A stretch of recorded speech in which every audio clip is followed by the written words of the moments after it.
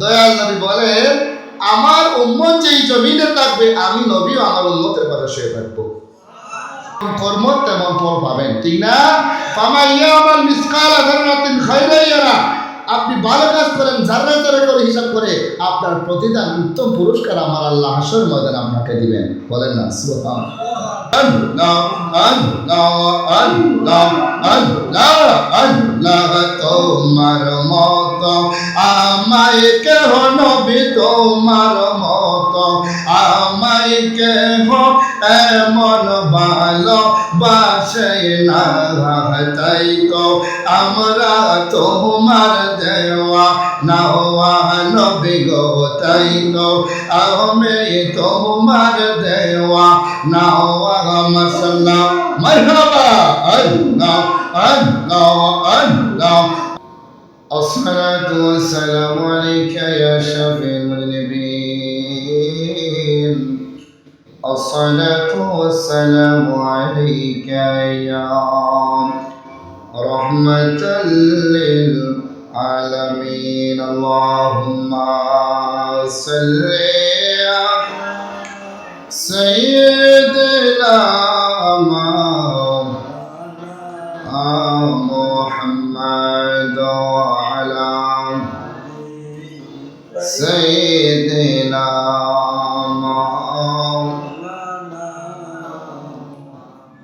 দুরূদ শরীফ পড়লে কি লাভ আছে না নাই? দুরূদ শরীফ পড়তে কষ্ট হয়? আমরা নবীরা আসে, ঠিক না? আমরা নবীটা কি ছোট নবী না বড় নবী? আচ্ছা, আমরা এই কৈলাসের জমিনে সাতঘর হাঁটি, পূর্ব হাঁটি, এই মাহফিল থেকে দুরূদ শরীফ পড়ি। যদিও আমরা আমাদের থেকে মদিনা দূরে, কিন্তু আমরা কি মদিনা থেকে দূরে? আমাদের থেকে মদিনা দূরে হইতে পারে, কিন্তু মদিনাওয়ালা থেকে এই পূর্ব হাটের এই মাহফিল কিন্তু দূরে নয়, ঠিক না বেটি? আমাদের দুরূদ শরীফের আওয়াজ নবী শুনে কি শুনে না?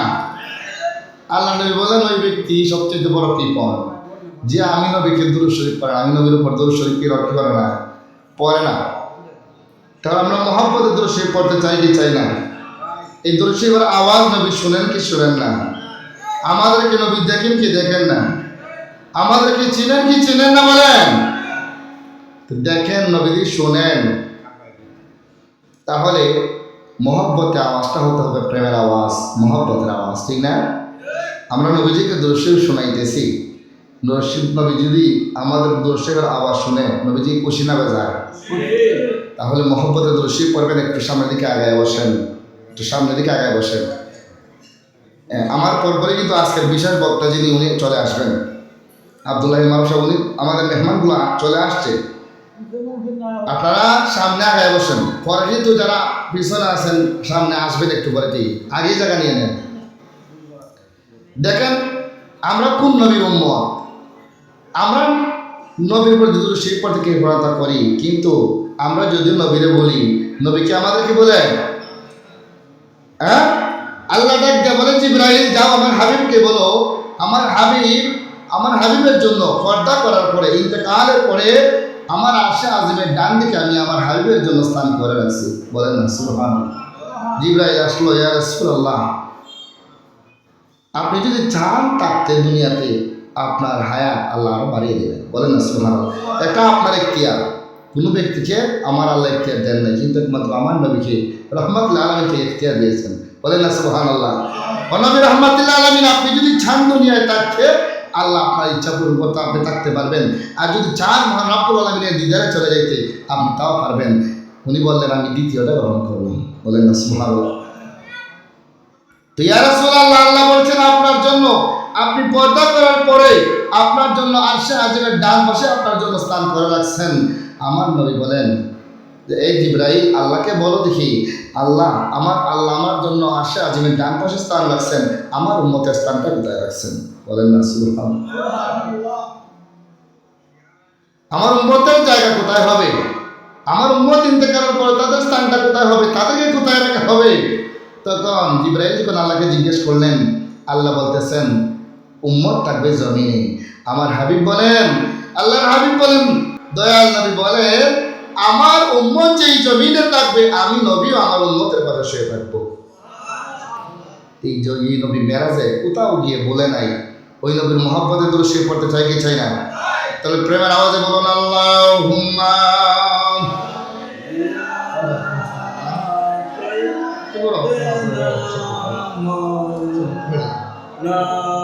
মুহাম্মাদ ওয়া আলা আলিহি মাওলানা। আমি বিভোর হয়ে নবীর নামের দরুদ পড়ে যাই। আমি বিভোর হয়ে নবীর নামের দরুদ পড়ে যাই। ওই নামের মাঝে কি যেন শান্তি খুঁজে পাই। আল্লাহুম্মা সাইয়্যিদিনা মাওলানা মুহাম্মাদ ওয়া আলা আলিহি মাওলানা। লা ইলাহা মাশাআল্লাহ লা ইলাহা ভালো লাগে লা ইলাহা। সবাই বলে লা ইলাহা লা হাওলা ইলাহা লা হাওলা ইলাহা। লা তুমি কাউর বানাইলা সফিউল্লাহ, কাউর বানাইলা কালিমুল্লাহ, কাউর বানাইলা রহমুল্লাহ, কাউর বানাইলা খালিলুল্লাহ। আমার নবী হাবিবুল্লাহ মুদার হাবিবুল্লাহ মুহাম্মদ রাসূলুল্লাহ। লা ইলাহা মাশাআল্লাহ লা ইলাহা লা ইলাহা। আল্লাহ আল্লাহ আল্লাহ আল্লাহ আল্লাহ আল্লাহ আল্লাহ আল্লাহ আল্লাহ আল্লাহ। তোমার মত আমায় কেহ, তোমার মত আমায় কেহ এমন ভালোবাসে না। তাই তো আমরা তোমার দেওয়া না নবী গো, তাই তো আমরা তোমার দেওয়া না। মাশাআল্লাহ আল্লাহ আল্লাহ আল্লাহ আল্লাহ আল্লাহ আল্লাহ আল্লাহ। তোমার মত আমায় কেহ নবী, তোমার মত আমায় কেহ এমন ভালোবাসে না। তাই তো আমরা তোমার দেওয়া নাওয়া নবী গো, তাই তো আমি তোমার দেওয়া নাওয়া। মাশাআল্লাহ মারহাবা আল্লাহ আল্লাহ আল্লাহ আল্লাহ আল্লাহ আল্লাহ আল্লাহ আল্লাহ আল্লাহ। আমি যতই বলি আমার দনজন, এই সংসারে আমার কেউ নাই আপন গো। মাশাআল্লাহ আল্লাহ আল্লাহ আল্লাহ। যতই বলি আমার দনজন, এই সংসারে আমার কেউ নাই আপন গো। মাশাআল্লাহ আল্লাহ আল্লাহ। তুমি আমার সহায় সম্বল নবী তুমি আমার সহায় সম্বল গরনি দানের আপনা তাই তো আমরা তোমার দেওয়া নওয়া নবী গো তাই তো আমরা তোমার দেওয়া নওয়া মারহাবা আল্লাহ আল্লাহ আল্লাহ আল্লাহ আল্লাহ তোমার মতো আমায় কেহ তোমার মতো আমায় কেহ এমন ভালো বাসে না তাই তো আমরা তোমার দেওয়া নওয়া নবী গো তাই তো আমরা তোমার দেওয়া নওয়া মাশাআল্লাহ আল্লাহ আল্লাহ আল্লাহ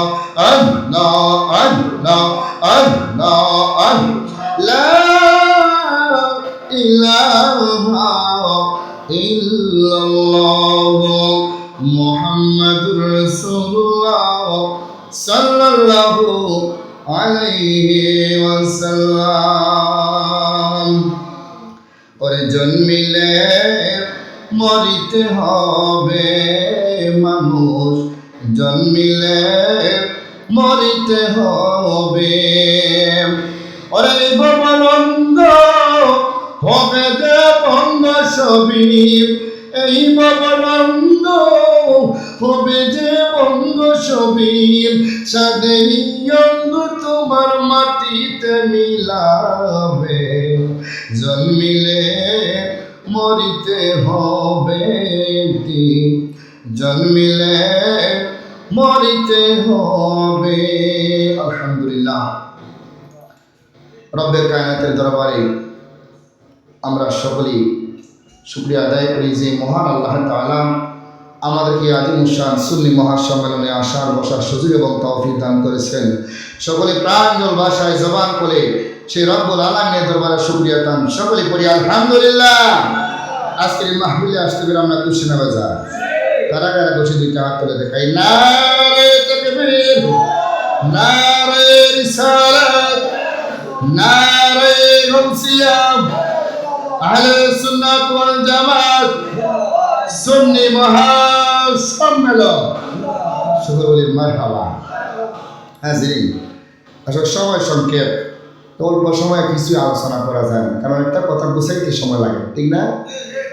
আলোচনা বেশি কিন্তু সময় কম।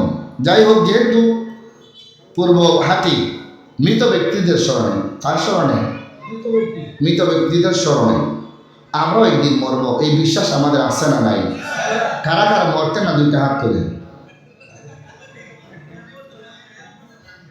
আমরা সবাই মরব, ঠিক না? কেউ থাকবে না দুনিয়াতে, কি কেউ থাকবে না। একমাত্র চিরঞ্জীব হচ্ছেন আল্লাহ, তাছাড়া প্রত্যেক কুল্লু নাফসিন যায়কাতুল মাউত। আমরা সবাই মরব। যেহেতু মরবই, আমরা যেহেতু এই দুনিয়ায় থাকবো না, তাহলে এই দুনিয়ায় থাকতেই কিছু আমল করা দরকার আছে না নাই বাজান?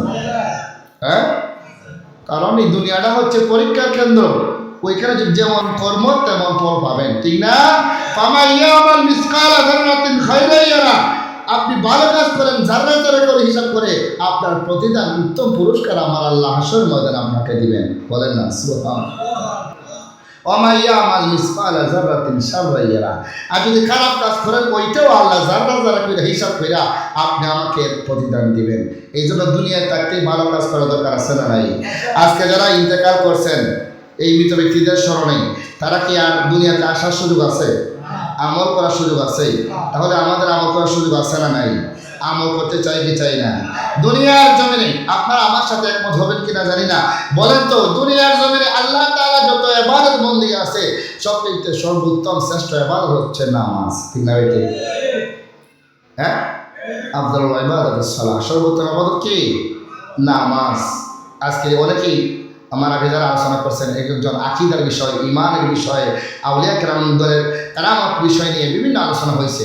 একটু সময় আমরা নামাজ যেহেতু সর্বোত্তম ইবাদত, এই নামাজ পড়তে চাই কি চাই না?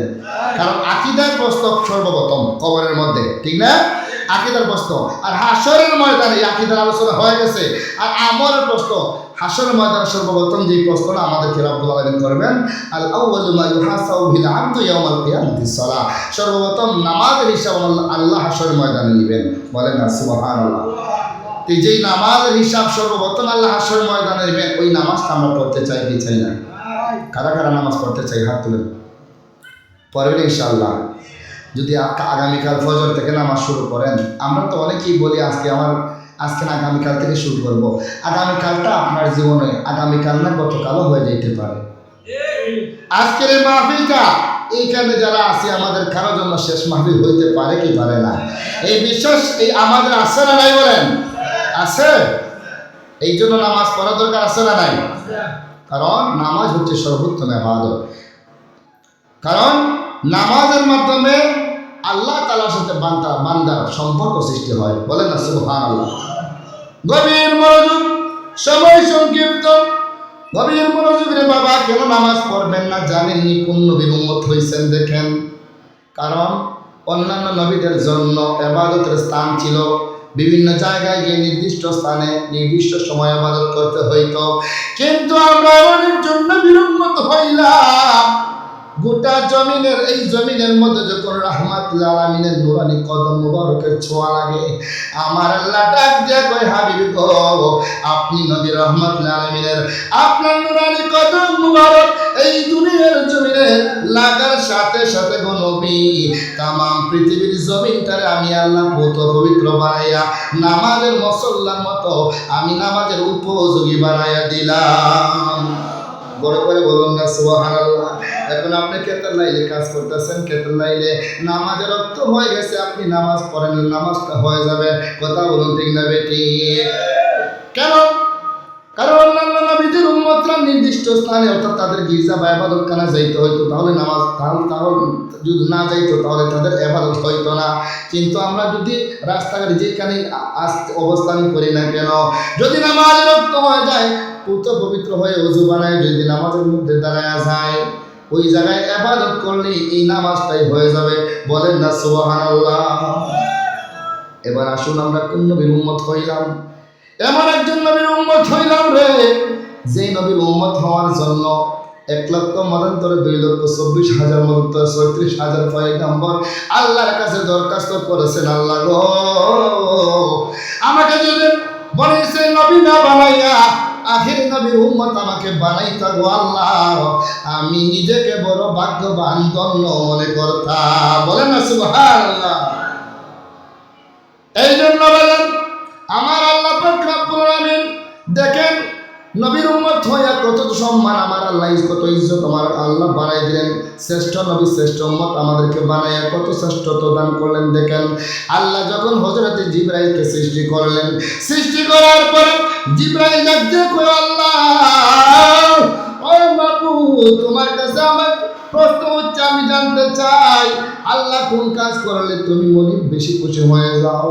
আমার আল্লাহ ডাক দিয়া কই, জিবরাইল রে, আমি আল্লাহ বান্দা যখন আমাকে আমার কুদরতি কদমে সেজদা করে, আল্লাহু আকবার বলে যখন জমিনে সেজদায় উঠিয়া পড়ে রে, আমি আল্লাহ ওই সেজদাকারী বান্দার প্রতি বেশি খুশি হয়ে যাই। জবান করে বলুন না সুবহানাল্লাহ। ওরে মেরাজেতে গেলেন নবী বুরাকেতে চড়ে, বুরাকেতে চড়ে, 5 ওয়াক্ত নামাজ আনলেন উম্মতের তরে, উম্মতের উপরে। নামাজ ছেড়ে দিলে বান্দা পাবে না তো চার, ঠিক না বেটি? নামাজ ছেড়ে দিলে বান্দা পাবে না তো চার। উম্মতের কান্ডারি নবী রহমতের ভান্ডার, ঠিক না বেটি? উম্মতের জন্য নামাজ আনলেন। নামাজ ছিল 50 ওয়াক্ত। আমার আল্লাহ আল্লাহ পাকের হাবিবের প্রতি আমরা কোন নবীর উম্মত হইলাম ওইটা বোঝাইতে চাইতেছি। শ্রেষ্ঠ নবী শ্রেষ্ঠ উম্মত বানাইলেন, শ্রেষ্ঠ ইবাদত নামাজ দান করলেন, ঠিক না বেটি? মেরাজের রাতে 50 ওয়াক্ত নামাজ দিলেন, কিন্তু আমরা পারবো না বলে আমি নবী বারংবার গিয়ে কমাই আনলেন 5 ওয়াক্ত নামাজ, 6 ওয়াক্ত নামাজ। আল্লাহ রাব্বুল আলামিন বলেন, বন্ধু গো হাবিব আমার, আপনার উম্মতের উপর আমি 5 ওয়াক্ত নামাজই ফরজ করে দিলাম। ইন্নাস সালাতা কানাত আলাল মুমিনিনা কিতাবাম মাওকুতা। জবান করে বলুন সুবহানাল্লাহ। নিশ্চয় ইমানদারদের উপর নির্দিষ্ট টাইমে নামাজ আদায় করা আমি আল্লাহ মুমিনদের উপর ফরজ করে দিয়েছি গো নবী। এই নির্দিষ্ট টাইমে যদি যথাসময়ে যদি তারা নামাজ আদায় করে নেই গো হাবিব, যদি 5 ওয়াক্ত নামাজ ঠিকভাবে আদায় করে, যদিও ওয়াক্ত আমি কমাইছি কিন্তু সওয়াব কমাইব না গো হাবিব, কারণ আমি আল্লাহ হচ্ছে আপনার উম্মতের প্রতি বড় দয়াবান। মান জাবিল হাসানাতি ফালাহু আশরু আমসালিহা। একটা নেক কাজ যদি করে, একটা ওয়াক্ত নামাজ যদি আদায় করে, আমি আল্লাহ 5 ওয়াক্ত নামাজ যদি তারা সঠিকভাবে আদায় করে গো নবী, আমি আল্লাহ 50 ওয়াক্ত নামাজের সওয়াবে আপনার উম্মত আমার বান্দাদের আমল নামায় দান করে দিব। আর জবান করে বলুন না সুবহানাল্লাহ। আমরা খুশি না বেজা? এবারে আসুন, জিবরাইল ডাক দিয়া কয়, আল্লাহ গো, ও মায়ার আল্লাহ, দয়ার আল্লাহ, আপনি বুঝি সেজদা দিলে বেশি খুশি হন? আল্লাহ হারে জিবরাইল, আমার বান্দা যখন সর্বোচ্চ সম্মানিত স্থান হচ্ছে মাথা, এই মাথার জমিন লাগাইয়া আমি আল্লাহর বরত্ব প্রশংসা যখন করে সুবহান রাব্বিয়াল আলা বলে, আমি আল্লাহ ওই সেজদাকারী বান্দার প্রতি বড় রাজি এবং খুশি হয়ে যাই। জবান করে বলুন সুবহানাল্লাহ।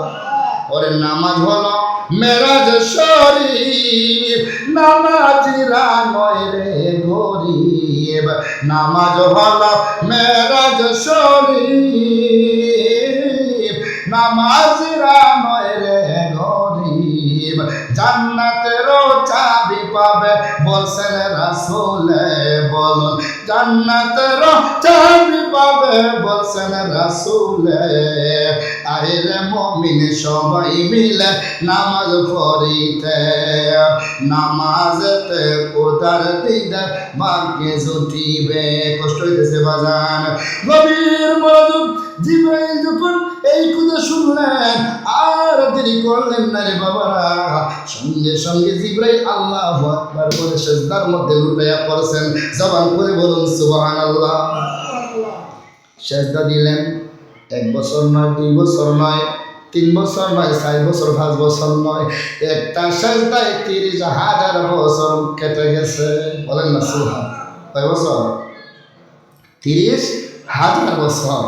আর আমরা যদি মসজিদে একটু দেরি হয়ে যায়, বিশেষ করে শুক্রবার যখন আসে, ইমাম সাহেব যদি একটু বয়ানটা একটু লম্বা করে নেয়, আর যদি নামাজটা সূরা কেরাতটা একটু দেরি হয়ে যায়, বাপরে হুজুরে আসতে দিয়ে এই হুজুরে আসতে এবার শুরু করছে, মনে হয় আজকে বইটা শেষ করে দেব।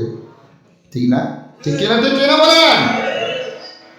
নারে তাকবীর, নারে রিসালাত, নারে গাউসিয়া, আহলে সুন্নাত ওয়াল জামাত, বিশেষ অতিথির আগমন, আব্দুল্লাহ মারুফ মোহাম্মদ শাফিউল হুদা আল কাদরি সাহেবের আগমন, এই মাহফিলের পক্ষ থেকে, পূর্ব হাটির পক্ষ থেকে আমরা সকলে বলি মারহাবা।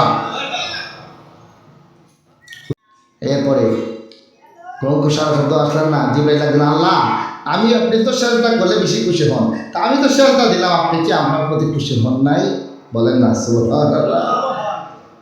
আল্লাহ আপনি কি খুশি হন নাই? আল্লাহ বলেন, জিবরাইল তোমার প্রশ্নের উত্তর জবাব আমি দিব রে জিবরাইল। আরশে আজিমের দিকে একটু লক্ষ্য করো। আরশে আজিমের দিকে লক্ষ্য করে দেখতেছেন আরশে আজিমের কুটির মধ্যে লেখা লা ইলাহা ইল্লাল্লাহ মুহাম্মাদুর রাসূলুল্লাহ সাল্লাল্লাহু আলাইহি ওয়াসাল্লাম। দেখতেছেন লা ইলাহা ইল্লাল্লাহর সাথে মুহাম্মদ রাসূলুর নাম ডাক দিয়ে জিবরাইল ডাক দিয়ে কয়, আল্লাহ গো, ও মায়ার আল্লাহ, আমার সিজদার সাথে এই কালিমার সম্পর্কটা কি? এই কালিমার সম্পর্কে আল্লাহ কয় আছে, আল্লাহ কি সম্পর্কে একটু বলেন না? আল্লাহ ডাক দিয়ে কই দেখো তো, লা ইলাহা ইল্লাল্লাহ, আমি আল্লাহ নামের সাথে একটা নাম আছে না নাই? ওই যে আল্লাহ আছে, উনি কে? ও বলতেছেন যুগে যুগে কালে কালে মানুষকে সঠিক পথ প্রদর্শন করার জন্য আমি যুগে যুগে কালে কালে বিভিন্ন গোত্রে বিভিন্ন বংশে আমি পয়গম্বর প্রেরণ করব, কিন্তু সর্বশেষে যাকে আমি প্রেরণ করব তিনি হচ্ছেন মুহাম্মাদুর রাসূলুল্লাহ সাল্লাল্লাহু আলাইহি ওয়াসাল্লাম। সর্বশেষে আমার হাবিবকে আমি প্রেরণ করব।